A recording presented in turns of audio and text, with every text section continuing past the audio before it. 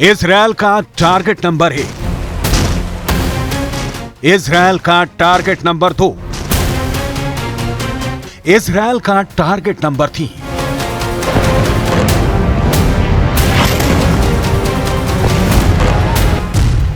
Gaza में Hamas के खिलाफ शुरू हुई जंग का विस्तार अब हिजबुल्लाह तक हो गया है। हिजबुल्लाह और हमास के साथ ईरान दीवार की तरह खड़ा है और इजरायल का दुश्मन नंबर 1 बना हुआ है। इजरायल के खिलाफ पूरी दुनिया में मुहिम चला रहा है। हमास के गोदाम ईरान के हथियारों से भरे पड़े हैं। वहीं हिजबुल्लाह का बैकबोन भी ईरान है। हमास, हिजबुल्लाह और ईरान की तिकड़ी इजरायल के लिए सबसे बड़ी चुनौती है। इजरायल का दावा है कि वो इस तिकड़ी को तोड़कर दम लेगा।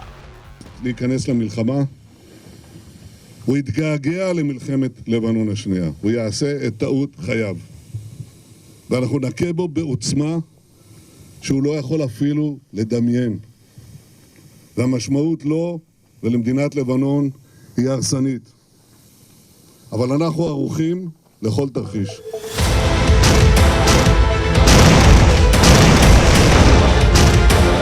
हमास पर रोज बारूद बरसा रहे इजरायल ने अब हिजबुल्लाह के खिलाफ भी जंग छेड़ दी है। सिर्फ यही नहीं, इजरायल सरकार के एक मंत्री ने ऐलान किया है कि इजरायल ने कसम खाई है अगर हिजबुल्लाह हमास के साथ शामिल हुआ तो वो ईरान पर हमला करेगा और ईरान का फन कुचल कर ही मानेगा।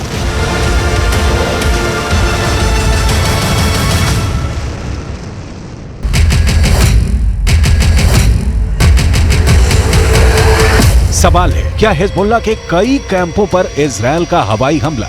यह हिजबुल्लाह के एक कैंप पर हुई एयर स्ट्राइक का विजुअल है। इजरायल का दावा है कि उसने हिजबुल्लाह के एक ऐसे कैंप पर बारूद बरसाकर खाक में बदल दिया है जहां से इजरायल पर एंटी टैंक मिसाइल से हमला होने वाला था। पूरी तैयारी हो चुकी थी, टारगेट भी सेट थे, लेकिन फायर बटन के दबने से पहले हिजबुल्लाह के उस कैंप पर आसमान से बारूद का पहाड़ टूट पड़ा। Camera 1, camera 2, camera 3, camera 4, camera 5। Israel के हवाई हमले के बाद हिजबुल्लाह के उस कैंप का क्या हाल हुआ, इसे देखने के बाद बताने की जरूरत नहीं है। हिजबुल्लाह का पहला ठिकाना तबाह, हिजबुल्लाह का दूसरा ठिकाना तबाह, हिजबुल्लाह का तीसरा ठिकाना तबाह,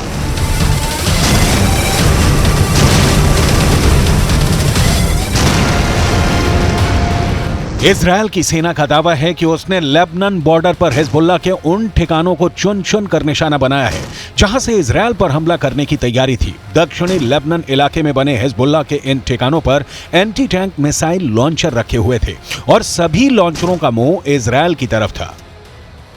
אתם עושים פה ומה ששמעתי עכשיו מהמפקדים שלכם זה דבר חשוב מאין כמוהו. אתם הורגים אנשי חיזבאללה שמנסים לתקוף את קו החזית שלנו. אני לא יודע עכשיו, כשאני נמצא איתכם, אני לא יכול להגיד לכם כרגע אם חיזבאללה יחליט להיכנס בצורה מלאה למלחמה. आईडीएफ का कहना है कि लेबनान से इजरायल की ओर आ रहे एक ड्रोन भी रास्ते में ही मार दिया गया है। इजरायल ने यह काम अपने असरदार आयरन डोम से किया है। हिजबुल्लाह इजरायल का बहुत बड़ा दुश्मन बना हुआ है। वो बार बार इजरायल पर मिसाइल और रॉकेट से हमले कर रहा है। हिजबुल्लाह के उप नेता शेख नईम कासिम की तरफ से बहुत ही खतरनाक बयान सामने आया है।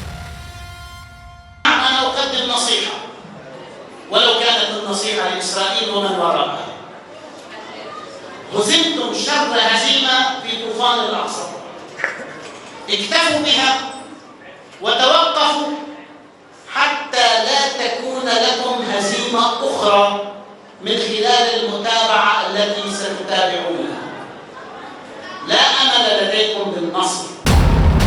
सुना आपने, हिजबुल्लाह के उपनेता शेख नईम कासिम का कहना है कि इजरायल और हमास के युद्ध में हिजबुल्लाह की अहम भूमिका है। अगर जमीनी युद्ध छिड़ा तो हिजबुल्लाह ही असली जंग लड़ेगा। ग्राउंड अटैक की इजरायल को भारी कीमत चुकानी होगी। हिजबुल्ला के उपनेता शेख नईम कासिम का ये बयान उस वक्त आया है जब इजरायल पर हिजबुल्ला के कैंपों से रॉकेट और मिसाइलें दागी जा रही थी। जवाब में दक्षिणी लेबनान बॉर्डर पर हिजबुल्ला के कैंपों को इजराइल हवाई हमले कर मिट्टी में मिला रहा है। इजरायल लेबनान बॉर्डर पर तनाव चरम पर है। 7 अक्टूबर के बाद हिजबुल्ला भी इस युद्ध में अभी छोटी छोटी झड़पें हो रही हैं, शामिल हो गया और लेबनान में हिजबुल्ला के खिलाफ इजराइल ने अपना फ्रंट यहां से खोला हुआ है। ये उत्तरी फ्रंट है जहां लेबनान और हिजबुल्ला के खिलाफ इजराइल की सेना है। दक्षिणी फ्रंट जहां हमास के खिलाफ गाजा में इजराइल हमला कर रहा है। तो ये तस्वीरें एक बार फिर 360 डिग्री से एक बार दिखा दीजिए करम, किस तरह के लोकेशन पे है। ये लोकेशन यहाँ ऊंचा है, लेकिन अगर आप थोड़ा सा कुछ मीटर आगे जाएंगे तो वहां से लेबनान का लोकेशन थोड़ा सा स्ट्रेटेजिकली, वो क्योंकि ऊंचाई पे है, हमें जो जानकारी जितना हमने जाना है, लेकिन इजराइल की सेना जो है वो यहाँ तैनात है ताकि अगर पूरी तरह से नॉर्दर्न फ्रंट खुल जाता है तो यहाँ भी वो लड़ाई कर सके। और बार बार इजराइल की सेना की तरफ से ये बता दिया गया है कि अगर हिजबुल्ला बहुत ज्यादा मिसाइल से हमले करता है तो इजराइल भी पुरजोर जवाब देगा। अब तक कुल 10 आतंकवादियों की मौत हो गई है हमले में, लेकिन हिजबुल्ला की तरफ से जो रॉकेट दागे गए हैं उसमें इजरायली नागरिकों की भी कुछ जान गई है। इजरायल के वित्त मंत्री निर बरकत ने अपने एक बयान में हमास के साथ साथ हिजबुल्ला और ईरान तक को सीधी धमकी दी है। हिजबुल्ला अपने जिन जिन ठिकानों से हमला करेगा उसे इजरायल की सेना नेस्तो नाबूद करा देगी। इजरायल के वित्त मंत्री यहां तक बोल गए कि हिजबुल्ला अगर हमास के साथ मिलकर युद्ध शुरू कर दिया तो हमास और हिजबुल्ला के साथ इन दोनों के आका ईरान तक जाएंगे। इजरायल के वित्त मंत्री निर बरकत ने अपने बयान में कहा है कि हम सिर्फ उन मोर्चों पर जवाबी कार्रवाई नहीं करेंगे बल्कि हम सांप के सिर तक जाएंगे जो कि ईरान है। इजरायल के दुश्मनों को बहुत स्पष्ट संदेश है, देखिए गाजा में क्या हो रहा है, अगर आप हम पर हमला करेंगे तो आपके साथ भी वैसा ही व्यवहार किया जाएगा। इजरायल और हमास के युद्ध में ईरान हमास के साथ खड़ा है। हिजबुल्ला ने भी हमास का समर्थन किया है। ऐसे में अगर गाजा से इजरायल की जंग और आगे बढ़ती है तो इसके तेहरान तक पहुंचने में भी देर नहीं लगेगी। ऐसे में अगर इजरायल और ईरान के बीच युद्ध शुरू हो गया तो वो गाजा की जंग से भी भयंकर साबित होगा। वजह है दोनों देशों के पास हथियारों से भरा हुआ गोदाम, एक से एक बढ़कर खतरनाक मिसाइलें हैं दोनों के पास में। हम आंकड़े दिखाते हैं और तुलना करके आपको बताते हैं ईरान के पास में कितने सक्रिय सैनिक और इजरायल के पास में। इजरायल के पास में सक्रिय सैनिक की संख्या है 1,73,000, वहीं ईरान के पास ये संख्या बड़ी है, 5,75,000 उसके पास सक्रिय सैनिक है। इसके आगे बढ़ते हैं और आगे के आंकड़े भी आपको रिजर्व सेना के बताते हैं। रिजर्व फोर्स ईरान के पास है 3.5 लाख। वहीं अगर हम इजराइल की बात करते हैं तो यह आंकड़ा है 4,65,000। ये रिजर्व फोर्स का आंकड़ा है इजराइल और ईरान के बीच में जब आप कंपैरिजन करते हैं।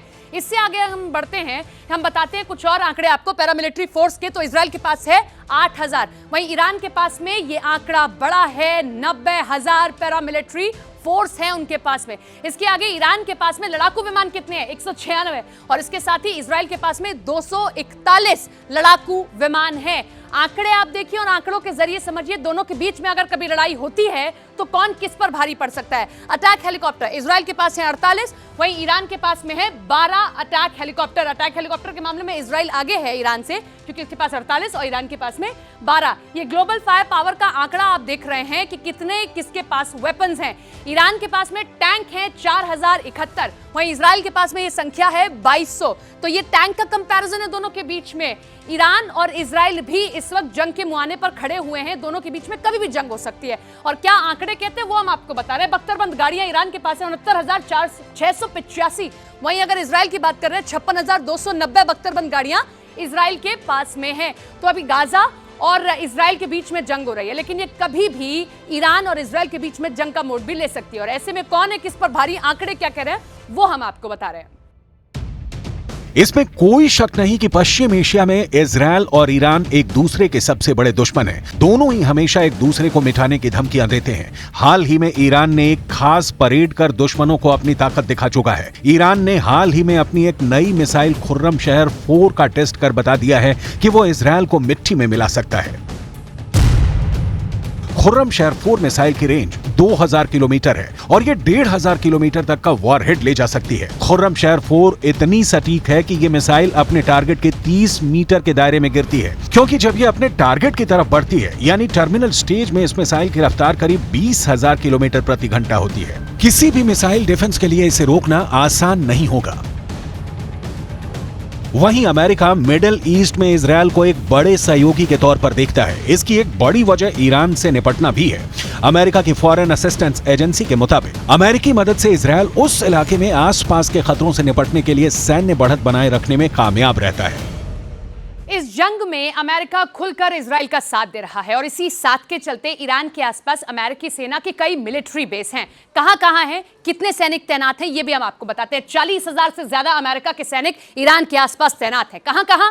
कुवैत में, यहां पर देखिए अपना अड्डा बनाया हुआ है अमेरिका ने, यहां सैनिक अपने तैनात कर दिए हैं। बहरीन में भी यहां अड्डा बनाया अमेरिका ने, अपने सैनिकों को यहां तैनात कर दिया है। इसी के साथ में सऊदी अरब में के पास में यहां ओमान में भी देखिए अमेरिका ने अपने सैनिकों को तैनात किया, यहां अड्डा बनाया। यूएई में भी यहां पर इधर की तरफ से भी घेरा हुआ है और यहां पर भी अड्डा बनाया। कतर में भी इसी तरीके से घेरा बनाते हुए यहां सैनिकों को तैनात कर दिया है। कहां कितने सैनिक तैनात किए हैं, कितने अड्डे बनाए हैं अमेरिका ने, यह भी हम आपको आंकड़ों के जरिए बताते हैं। कुवैत में 10 बेस बनाए अमेरिका ने और यहां अपने 13,000 सैनिकों को तैनात करके ये घेराबंदी कुवैत की ओर से की गई है, अमेरिका की ओर से। इससे आगे बढ़ते हैं बहरीन में, तो 12 बेस अमेरिका ने यहां पर बनाए और यहां अपने 3700 सैनिकों को तैनात करके इजराइल को बड़ी मदद देने का काम किया है। इससे आगे अगर आप बढ़ते हैं, सऊदी अरब में 10 बेस बनाए और 3,000 सैनिकों को यहां अमेरिका ने तैनात कर दिया।